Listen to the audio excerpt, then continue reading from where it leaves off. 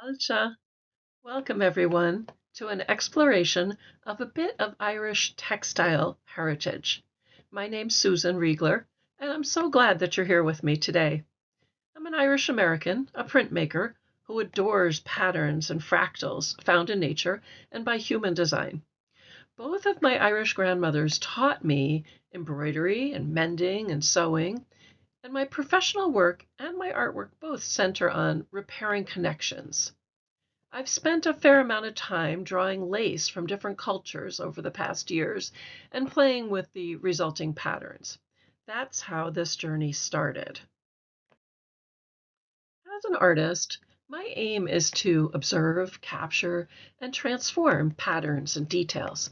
I focus on pattern design, capturing the intricate beauty of patterns, both natural and human-made motifs, to preserve what time may erase due to decay and or neglect. I enjoy printmaking to express my interpretation of patterns. This technique captured me early on for its tactile nature, unpredictability, and deep history. The process, which is inking cold metal plates, running the press, and revealing unexpected results, feels like solving a beautiful, messy puzzle. The blend of physical effort, delicate line work, and experimentation continually inspire me. Since I'm also a counselor, it's important to me to gather inspiration and to create images that can soothe or inspire folks. I aim to generate touchstones that may allow viewers to pause and remember their own place in the world and the solace that it could provide them. A prayer card or postcard that was historically a totem to recall and honor a physical pilgrimage, that can be transformed today into a catalyst to begin or continue an emotional journey. Over the past several years, I have visited, sketched, and reproduced lace and brocade patterns, either in Venice or Bard University. In person, lace is both strong, to have lasted from the 1200s onward to the present, and delicate, produced often by incredibly young girls with tiny fingers working with very limited lighting. I often wonder what everyone was thinking while they were lace making, learning the craft from prior generations, much like I've learned techniques from both my Irish grandmothers who handmade lace themselves. Here's one of my prints called Keeping Lace Alive. I used the gravure process to capture the texture of my grandmother's work. In this project, I turned my focus to Irish textiles, reimagining what resonated with me and translating those inspirations into printmaking. My aim is to honor and preserve cultural heritage through creative interpretation, weaving traditional influences into contemporary expression. A bit of a side note, I see thread as a symbol of resilience, each strand carrying memory, stitching history into worn fabric, intricate designs, or even the surface of printed paper. So in some of my works, there is some thread. My past learning about the Irish supernatural and spiritual led to my curiosity about the evolution of religion in Ireland and possible connections to textiles and patterns. For instance, Irish religious folklore's oral tradition includes tales like Our Lady's Brooch from County Offaly, which centers on the critical role of textiles. The cloak is seen as protection and necessary for life in this tale as well as others. Was this story told differently before the advent of Christian influence, or was it not told at all? How might the introduction of formal religion impact the perception of and the production of textiles and the evolution of design? Would the brooch in that tale evolve into buttons?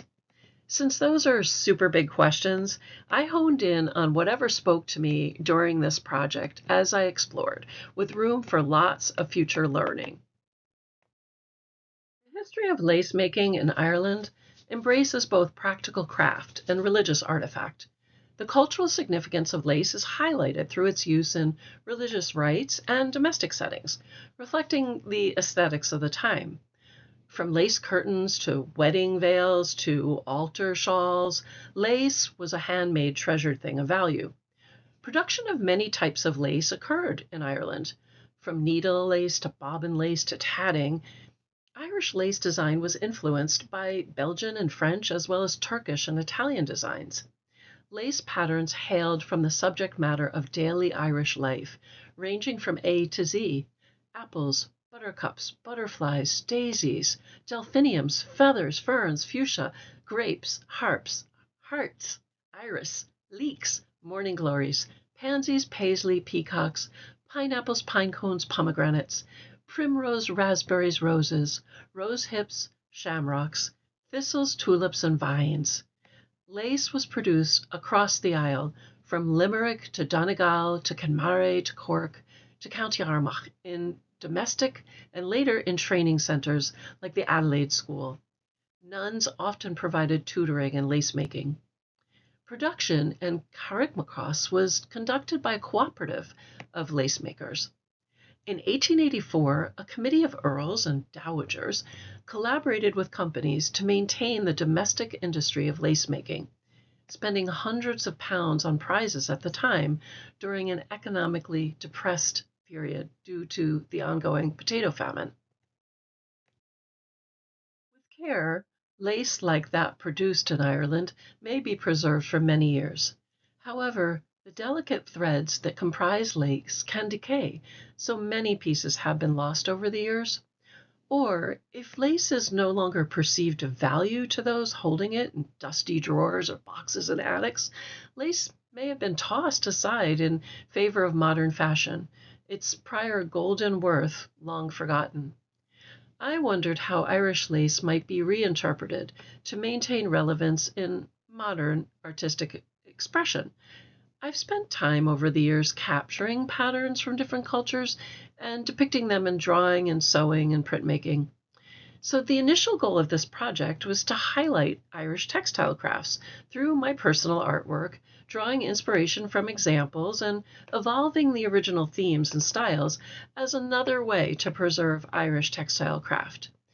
This approach, for me, not only honors the craftsmanship of the past, but it also introduces a new perspective and technique to keep the tradition alive and invite others to join me.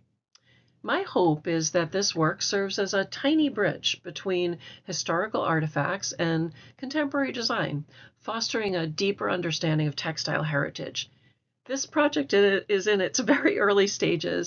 It's definitely a work in progress. Past can influence and inspire. While researching for this project, I came across some amazing history. For instance, Irish researcher and archaeologist Dr. Elizabeth Wincott Heckett shared detailed descriptions and analysis of textiles discovered in Ireland, very well preserved in bogs or discovered through excavation. One notable example is a wool and linen hat that's pictured here. Notice that airy weave and net-like pattern, prompting questions about its wearer and the stories it could tell us. These ancient textiles offer a glimpse into the materials, techniques, and the cultural significance of clothing in historical Ireland. By studying these artifacts, I tried to understand the narratives embedded in fabric and incorporate them into my own printmaking. This connection between archaeology and art has really enriched the project, adding layers of historical context and authenticity to my own creative process. The pattern in this photo really inspired me because it reminded me of the base layers of Japanese katazome stencils that I've actually used in past projects. So all of a sudden, East meets West. Prints that I produced for this project happened through experimentation that I will continue in the future, and then hopefully print on fabric, bringing the whole project full circle. But I wanted to share a little bit about the printmaking techniques that I used. So let's talk a little bit about the printmaking process in this ongoing experimental project. A foundation print layer is created using collograph. A collograph is a printmaking technique where a collage is made from various materials like netting and lace, glued onto a rigid surface, creating a textured plate. This plate is then inked and pressed onto paper to produce a print. The name comes from the Greek words for glue, kala, and to draw, graph, reflecting its collage-based construction. The final artwork can have both intaglio, ink in the low areas, and relief, ink in the high areas, characteristics, depending on how you ink and print. These collagraphs represent the underlying threads that tie Irish lace into a whole. Using lace as a source for printmaking has allowed me to highlight the crafts of the Irish past a bit so that such images don't disappear altogether. A bit more about process. So that collagraph plate or plates, that was inked and printed onto first thick paper to test it out, and then onto thinner rice paper to really mirror the delicate foundation of lace itself.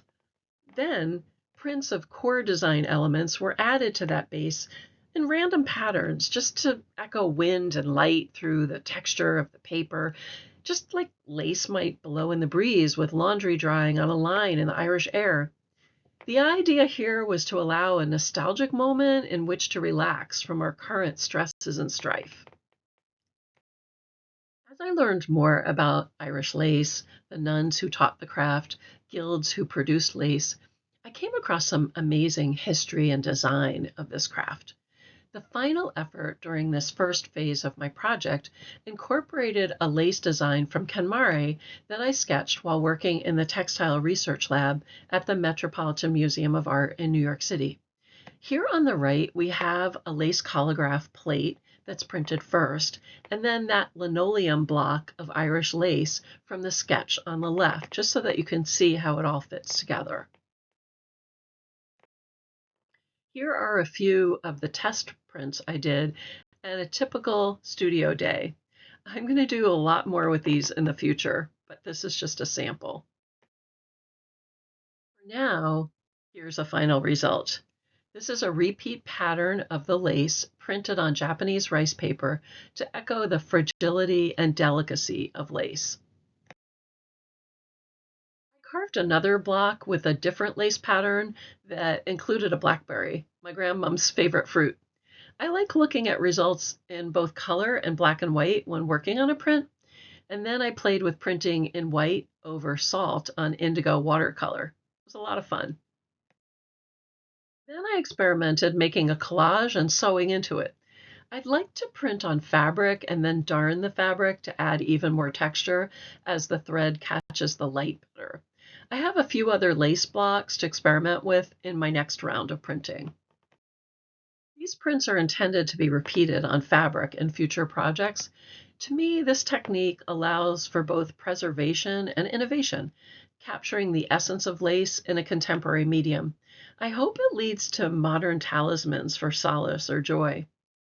A number of questions emerged for me from this initial artwork. What might the core elements of lace be today? What talismans do we call upon? Bottles of aspirin? iPhones? Cars? Credit cards? Coffee mugs? What might you print on your own foundation of lace to provide yourself with solace or celebrate your joy? I can imagine hosting a workshop in which students explore personal and cultural narratives through textile design. They could carve a pattern and create their own legacy lace to promote engagement and connection through participation and meaningful creative activities. These questions and activities aim to deepen engagement with the material and foster a sense of connection and creativity. By considering what lace means in contemporary contexts, participants can develop unique expressions that honor tradition while embracing innovation. This reflective component adds a participatory dimension to my project, making it accessible and meaningful to a broader audience. Ireland has inspired me once again. As it seems always to be the case with art making, one thing leads to another. This project started with lace, but while researching about lace in Ireland to inform the series of prints I made, I came across a description of an excavation in Ireland. 8 small copper alloy buttons shown on the cover slide and drawn here on the left were discovered during excavations conducted in Cork on Barrack Street between 1984 and 2000, possibly originating in the 13th century. They were found gathered together, possibly in a bag. During that time period, Cork was a trading port, and the buttons may have arrived from France or Italy, either for merchant sale or personal use as a luxury good, or they even could have originated in Scandinavia. Other buttons on the right were silver woven cones found in 1999 in Dunmore Cave, Kilkenny, hailing from the late 10th century AD, even earlier than the cork buttons. These conical-shaped objects were made of silver wire from Sweden, part of a Viking hoard, and they probably belonged to a single garment which they were used to fasten. The design consists of checkered and quartered patterns. The thread for attaching the cones was coated in a very thinly wound silver wire. These are displayed at the National Museum of Ireland Archaeology Department. The patterns of these buttons really inspired me. I wondered, how did these tiny items arrive in Ireland? Who would have sewn them into a cloak? Who wore the cloak? Were they meant for practical use or for decoration? When and how did the buttons replace pins or brooches or ties in part or fully? I became fascinated again by the fractal nature of the pattern and design of these buttons. Where does the weave end and begin? Well, needless to say, I was hooked. I spent time drawing all these buttons and enjoyed every minute of it. I then began carving print blocks and printing them. Now, here's one of the freehand drawings on the left and a trace drawing of the buttons for a print block on the right. And here are the blocks that I used to print. Here are a few examples of test prints. From the left, we have buttons on lace, then buttons hand-colored, and then playing with repeat patterns. Creative applications of the lace and the buttons started emerging like really good Irish sayings, beginning with thank heavens for fuzzy sticks. I wanted to try to make the buttons myself, or at least imagine how they might have been constructed. So here are some handmade buttons that I added to my Tullamore grandmother's sweater. This shift in focus added a whole new dimension to my project, highlighting the symbolic and aesthetic value of buttons in textile art. The integration of these handmade buttons, models of them, enriches the narrative for me, connecting historical artifacts with a bit of playful experimentation. Can imagine everyone sitting around making buttons together. After producing a myriad of button prints, I incorporated the button design into what I now call the Banach button, or the blessing button. This design can serve as an ornament, a card, or a tiny keepsake. Here's an example of a card that I'm sending out for holiday greetings. Well, Irish history certainly has cast a magical spell on me with this project. The Beannacht button encapsulates my project's theme of heritage, creativity, and emotional engagement.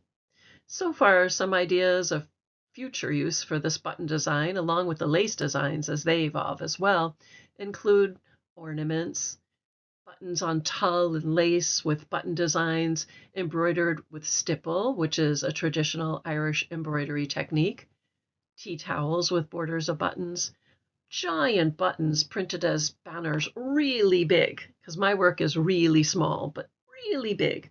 And then giant lace designs printed as banners, really big, flowing in the breeze. Little tiny button friends. You could name them after Irish saints for the kids. And then hand making buttons like I started to do. And maybe a ceramic plaque with the button below. Or recycling mint boxes. Your little button tin, a tiny tin to hold your treasures in. And a new children's story that includes buttons. I'm already working on that. And then a wild idea about a personality test. What sort of button are you? I'm working on that too. A desire to see the buttons and the lace in person in Ireland and research more. I would so love to do that. These creative applications demonstrate for me the versatility and emotional resonance of the button and lace motifs. I do envision the button as a symbol of blessing and connection over time, integrating it into various forms of artistic and also functional expression. This phase of the project emphasizes for me the importance of small, meaningful objects in conveying personal and cultural narratives. This brief journey highlighted for me the importance of preserving cultural heritage through art and fostering emotional connections and encouraging innovation.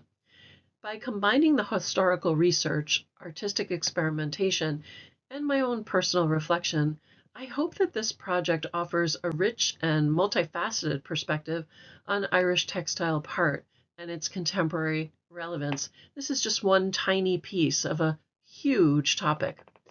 So, what started with lace and began with a button has really evolved just like the spiritual aspects of Irish history. I'm not quite sure what comes next with my project, but I've thoroughly enjoyed exploring textile history in Ireland and experimenting with it in my work. Stay tuned. It was so nice to spend a little bit of time with you today. Here's a little bit more about me. Gramagat, which means thank you in Irish. A huge thanks to Professor Kate Chadbourne, who teaches us all about Irish folklore, culture, spirituality, religion, history, and life, as well as my fellow students. And thanks to the super kind members of the staff at the Antonio Ratti Textile Study Center at the Metropolitan Museum in New York City for their ongoing patience, encouragement, and support. And thank you for joining me today. Take good care.